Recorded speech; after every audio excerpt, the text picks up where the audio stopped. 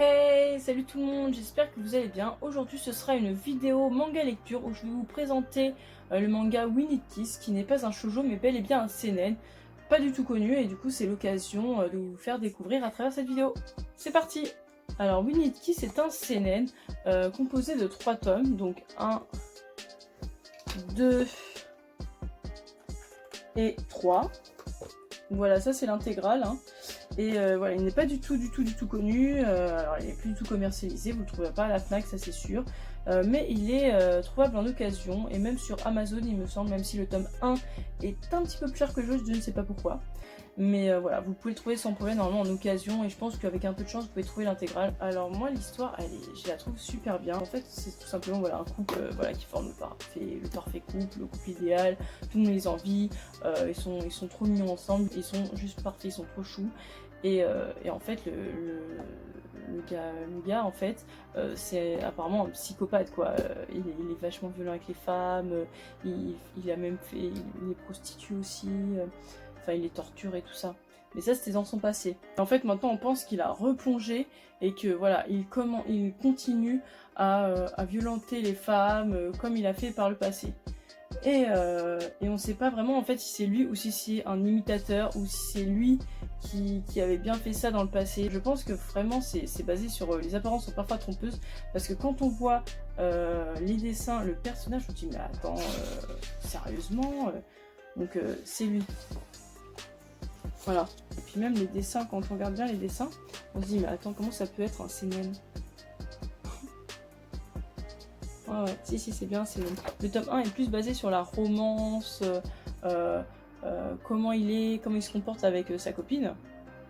Et en fait, après, on découvre au fur et à mesure des cas. Et on se dit, mince, est-ce que c'est vraiment lui ou pas? Est-ce qu'elle est vraiment en danger ou non? Donc c'est vrai que quand j'ai lu le tome 1, j'étais pas très emballée.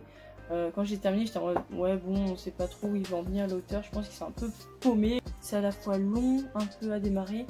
Et en même temps, on a du mal à comprendre un peu tout. Enfin, on se dit, oulala, mais où est-ce qu'il va en venir? Et quand on arrive au tome 2 et 3, là, tout devient plus clair. L'histoire, elle est juste géniale. Enfin, moi, j'adore, personnellement. Je trouve qu'elle est très bien ficelée. Et l'intrigue, elle est très présente. Et il y a une grosse chute, quoi. Je trouve qu'il y a une grosse chute, on s'y attend pas. Enfin, il y a des trucs, on s'y attend, mais on s'attend pas à ce que ça devienne à ce point-là. J'aime beaucoup, même si ça dure que 3 tomes. J'ai beaucoup aimé la fin du manga. C'est très rare que j'aime les fins. Je trouve que des fois les fins elles sont un peu bâclées, surtout dans les séries courtes. On a envie d'en savoir plus, on a envie de plus et tout. Et là je trouve que ça se termine pas mal du tout. Alors je vais pas vous dire si ça se termine bien ou non, même si il y a ça à la fin, ça ne veut strictement rien dire parce que c'est pas ça qui se passe. J'aime beaucoup comment c'est fait, j'aime beaucoup comment ça se termine et comment ça se déroule. Et voilà, après dans ce manga il y a des petites scènes un peu ecchi. Parce que voilà, l'auteur de base, il fait du eishi, il fait pas de seinen du tout. C'est d'ailleurs, je crois, son seul seinen, il fait que du eishi. Et justement, pour lui, c'était un défi. Donc, c'est peut-être aussi pour ça qu'il semblait un peu perdu, peut-être dans le tome 1. Peut-être que voilà, il savait pas trop. Il avait l'histoire, mais je pense qu'il avait du mal à comment la construire, comment commencer, comment ça allait continuer, tout ça. Mais après, c'est bien rattrapé dans le tome 2 et 3. C'est vraiment un manga qu'il faut lire d'une traite. Voilà, il faut pas attendre entre chaque tome trop longtemps parce que c'est une histoire, comme le tome 1 est un peu compliqué à bien comprendre, franchement, il faut les enchaîner. Moi, je vous le dis, il faut les enchaîner. Surtout le 2 et le 3. Voilà. Je sais que le 1, c'est pas le plus passionnant. Mais dès que vous arrivez au tome 2, vous faites oh, ah non, il faut que j'y ce tome 3 quand même. Il faut que je sache comment ça se termine et tout. C'est pas possible. Et là, après, quand vous terminez le tome 3, vous trouvez ça bien. Sinon, c'est un très bon manga. Et je trouve malheureusement qu'il est super mal noté, super mal jugé. Il y en a beaucoup qui vont dire ouais, c'est de la daube. Ouais, c'est pourri, c'est nul et tout. Perso je trouve pas, je pense qu'ils ont dû lire que le tome 1 et encore je pense qu'ils ont vu les dessins, ils se sont dit oh c'est n'importe quoi, c'est nul. Parce que vraiment si on s'y met vraiment, si on le lit vraiment, si on regarde toutes les images comme je fais, moi je regarde chaque planche, chaque détail, chaque truc, moi j'ai beaucoup aimé, voilà. Donc si ceux qui cherchent un bon seinen pas très connu et série courte, vraiment je vous le conseille. Et moi j'adore les couvertures, je sais pas mais regardez, moi j'adore.